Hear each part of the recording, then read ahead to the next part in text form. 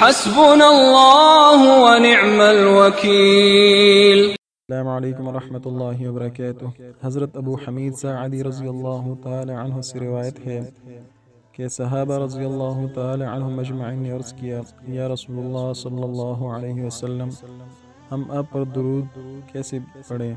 آپ صلی اللہ علیہ وسلم نے فرمایا، اس طرح پڑھا کرو، اللہم صلی علی محمد وازواجہ وذریتہ كما صليت على آل إبراهيم وبارك على محمد وأزواجه وذريته كما باركت على آل إبراهيم إنك حميد مجيد۔